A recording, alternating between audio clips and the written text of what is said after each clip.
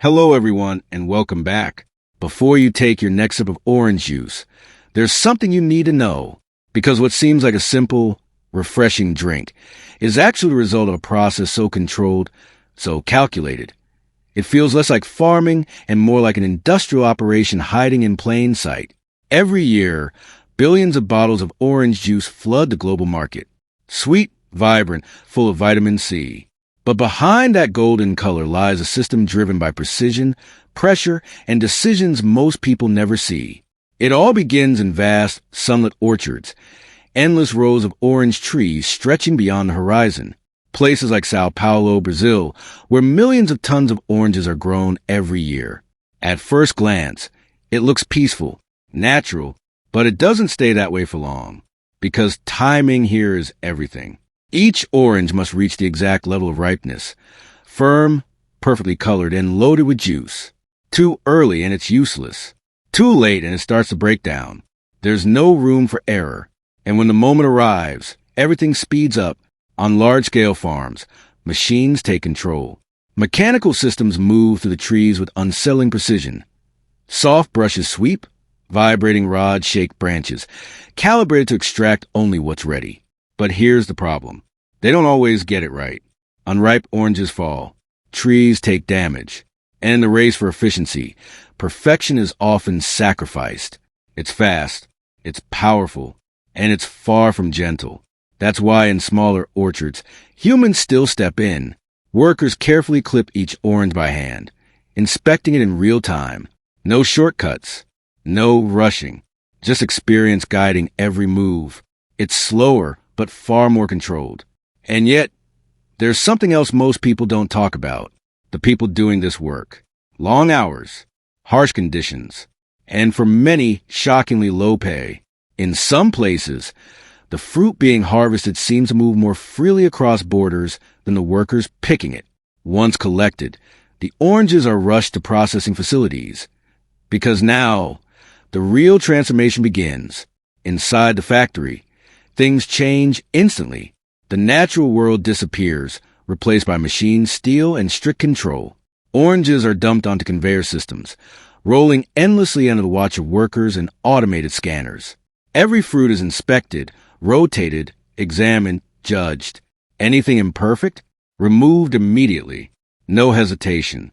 Next comes cleaning, but not the kind you'd expect. The oranges are submerged in tanks filled with water, air bubbles, and chemical solutions designed to strip away dirt, pesticides, and unseen contaminants. Then blasted with high-pressure sprays. By the time they emerge, they're no longer what they were in the orchard.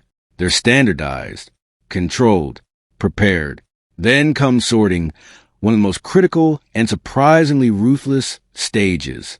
Machines scan size, color, and surface quality with cold precision. Smaller fruits are separated.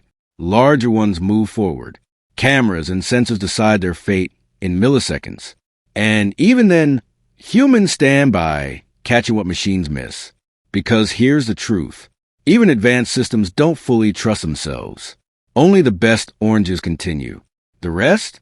Redirected, repurposed, forgotten. And now, we reach the moment everything has been building toward. Juice extraction. But this isn't as simple as squeezing fruit. Modern machines press entire oranges without even cutting them open. High-pressure systems crush them with force designed to extract every possible drop. It's efficient, almost aggressive. The juice flows out, filtered and processed instantly to preserve flavor, nutrients, and consistency. But even here, the process isn't finished, because raw juice isn't stable. It must be controlled. The liquid is rapidly heated. Just enough to kill bacteria, but not enough to destroy flavor. Then cooled just as quickly. A delicate balance. Too much heat? Flavor dies. Too little? Contamination risk. After that, the juice is stored in massive containers, chilled near freezing temperatures. Waiting. Stabilizing. Being tested. And this is where things become even more intense. Every batch is analyzed. Microbial levels, sugar content, acidity, vitamin retention. Nothing is left to chance. Even taste panels, real people, step in to judge the final product. Because machines can measure data, But they still can't fully replicate human perception. Only when everything aligns does the juice move forward. Finally, it's packaged. Bottles are sterilized, filled with exact precision, sealed instantly, then passed through another heating system, just to ensure nothing survives. Even the outside of the bottle is treated, because contamination can come from anywhere. Once cooled, labeled, and inspected again, the product is ready, shipped across the world. Perfect, uniform, predictable. But here's the unsettling part. What you're drinking isn't just juice from a single orange or even a single farm. It's a carefully engineered blend, a controlled product designed to taste exactly the same every single time, no matter where it came from, no matter what happened during the process. And just when you think the story ends here, it doesn't, because beyond oranges, beyond factories, lies an even bigger system. One that controls how nearly everything you eat is grown, processed, and delivered. And once you see it, you can't unsee it. The moment plums leave the tree, there's no pause. They're immediately pulled into a vacuum-assisted conveyor system, rushed forward as if time itself is chasing them. Before they even reach the factory, they're already being cleaned, stripped of dust and debris, and prepared for what comes next. And here's where it gets intense. With this level of optimization, a single machine can process staggering amounts of fruit, millions of pounds in record time. What once took hundreds of workers is now handled in hours. Efficient? Yes. Unsettling? Also yes. But the technology doesn't stop there. Enter one of the most advanced machines in modern agriculture, the inverted umbrella canopy shaker. Designed for uneven orchards and wide tree canopies, it operates with strange kind of precision. It grips the tree and then shakes it, not violently, but just enough. Ripe plums begin to fall, landing on a massive umbrella-like surface below. And thanks to its angled design, the fruit slides smoothly into the machine's internal conveyor system, never touching the ground. Clean, controlled, continuous. At the same time, rotating brushes and air jets activate instantly, cleaning the plums right there in the field. No delay, no wasted movement. It's fast, almost too fast. Modern farms can now harvest millions of pounds every year with minimal labor. Productivity skyrockets. But at what cost? Because despite all this machinery, not everything can be automated. Some farms still rely on human hands. And here's why. Machines don't always understand perfection. Workers walk to the orchards, carefully selecting each plum, judging ripeness, color, and size with experience no sensor can fully replicate. Only the best are picked. Everything else? Left behind. Unlike machines, humans don't shake the trees aggressively. They protect them, avoiding broken branches, preserving future harvests. It's slower, more demanding, but far more precise. Each plum is gently placed into soft-lined baskets, preventing even the slightest bruise. Because here, appearance matters just as much as taste. The difference is striking. A machine can process thousands of pounds in minutes. A skilled worker? Just 50 to 80 pounds per hour. But sometimes slower means better. Because this isn't just harvesting. It's selection. It's care. It's control. And once these plums leave the orchard, their transformation is far from over. Inside the factory, things shift again. The fresh plums are immediately washed using powerful water systems and soft brushes, removing everything from dirt to invisible contaminants. Then comes sorting. And just like before, not everything makes it through. Only uniform, perfectly ripened plums move forward. The rest are quietly removed. Then comes the most critical stage of all, drying. At carefully controlled temperatures, the plums are left for hours, slowly losing moisture while retaining their sweetness. It's a delicate balance. Too much heat, and they harden. Too little, and they spoil. For nearly a full day, the fruit transforms, shrinking, darkening, concentrating into what we know as prunes. But even after this, they're still not ready, because something unexpected happens during drying.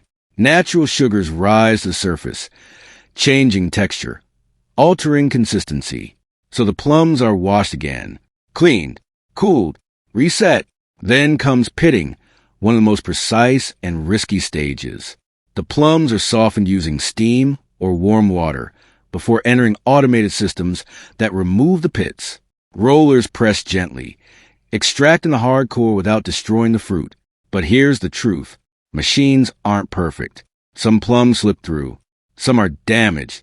Some remain unpitted, which is why, once again, humans step in. Workers inspect every single piece, checking color, shape, and uniformity. Only the best continue forward. Everything else? Discarded. Finally, after all these stages, the prunes are packaged, sealed in airtight containers designed to preserve flavor, texture, and shelf life. But packaging isn't just about protection. It's about trust. Labels, origins, quality marks. Everything designed to convince you that what you're buying is perfect. And on the surface, it is. But behind that simplicity lies a system driven by speed, precision, and constant decision-making. An industry producing hundreds of millions of pounds every year, supporting entire economies, creating thousands of jobs. And yet, most people never see what really happens behind it all. From a delicate blossom on a tree to a processed product on a shelf. It's not just a journey. It's a transformation controlled at every step. And just when you think you understand it, the story moves on. Because plums are only the beginning. Now, we step into another world. Peaches. A fruit that looks soft, sweet, and harmless. But harvesting them? That's a completely different challenge. In the world of peaches, nothing is ever wasted. At least, that's what it looks like on the surface. Harvesting peaches might sound easy, almost relaxing, but step into the orchard, and you'll realize it's anything but simple, because peaches are fragile, incredibly fragile. Handle them the wrong way, and they bruise instantly, so soft they can collapse under the slightest pressure. Workers have to treat them like something breakable, something temporary. Gloves on, steps careful, every movement controlled. One slip, and the fruit is ruined. Climbing ladders adds another layer of risk. One wrong step, and you're not just losing peaches. You're risking yourself. And then there are the bees, always watching, always ready to defend what they think belongs to them. Out here, it's not just harvesting.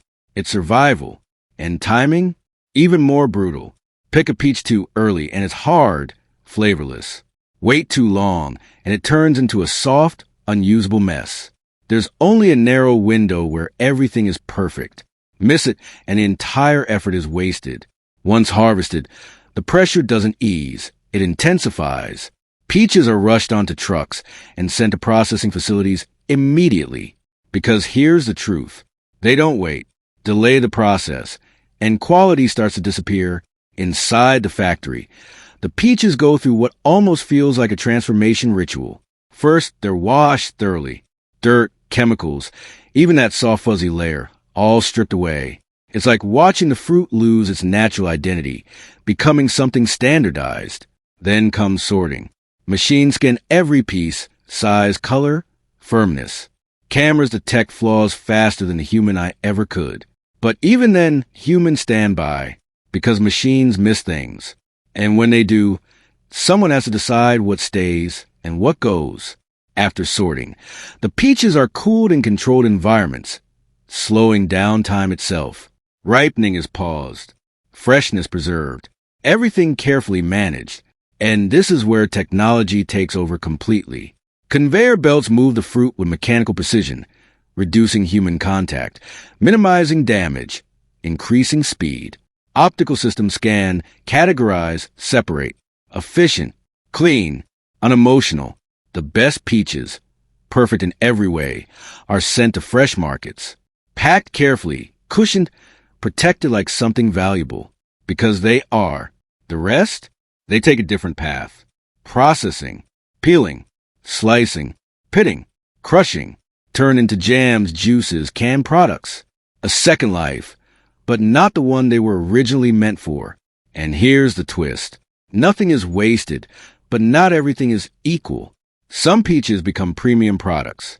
Others are quietly transformed, losing their original form completely.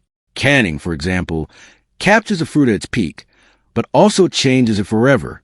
The texture softens. The flavor shifts. Syrups are added. It's preservation. but it's also transformation. And by the time it reaches you, it's no longer the same fruit that once hung on a tree. Behind all this lies a massive operation. Hundreds of thousands of tons harvested every year. Millions of dollars flowing through the system. Thousands of workers, machines, decisions, all for something that, to most people, feels simple. A peach. Sweet, soft, ordinary. But now you know better. Because every bite carries a story of pressure, timing, risk, and control. And just when you think you've seen everything this world has to offer, it shifts again. Because peaches are only part of a much bigger picture. Now, we move into a different kind of story.